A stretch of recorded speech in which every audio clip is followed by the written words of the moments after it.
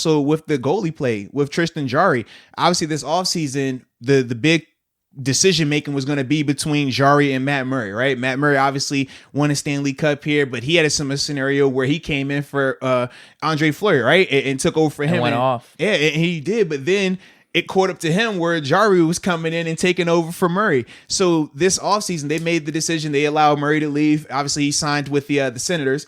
And now from there, Jarry was the guy going forward. Now, I still wasn't 100% backing that decision because to me, I see a guy that just less money, probably, right. huh? Is that what it is? And the thing was this: not only from a money standpoint, but when I just think of the offseason, right? Their offseason was very, very short, similar to NBA in terms of they pretty much finished a month ago and they're already back.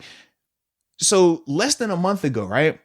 You weren't confident in Jarry being your goalie in the playoffs. They want Matt Murray during the playoffs. So to see them complete 180 and say, okay, Jarry, even though you were all-star last year, you played really well in the first half of the season. The second half, he struggled, was inconsistent, which is why they kept going back and forth with him and Murray. And neither one of them could put together a span of successful games. It looked like Murray was going to be a little bit better, but then that faltered come playoff times.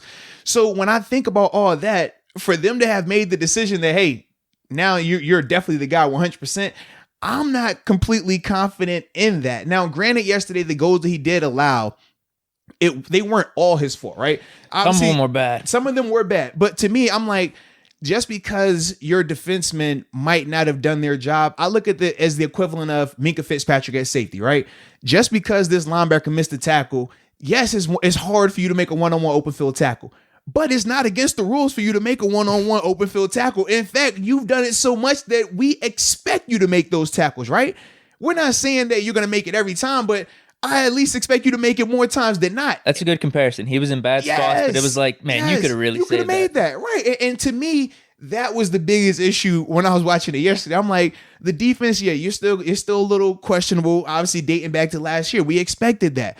But some of the goals that he allowed, that to me was the alarming part. And you don't have the luxury of alternating him and Murray anymore. You have to ride with him now. So that was my biggest issue with it. And this episode was brought to you by DraftKings Sportsbook, America's top-rated sports booking app. Not only is it safe, Deke, but it is secure and reliable. Always a great thing. No question. And for all the first-time users out there, if you use the promo code MOATS, you will receive up to $1,000 in deposit bonus money. So, Deke, you like free money, right? Who doesn't? You also like the opportunity to win more money, correct? Especially when it involves sports. So, what are they waiting on? Download the app, use the promo code, and you get that. You'll get that opportunity to make some more money, baby.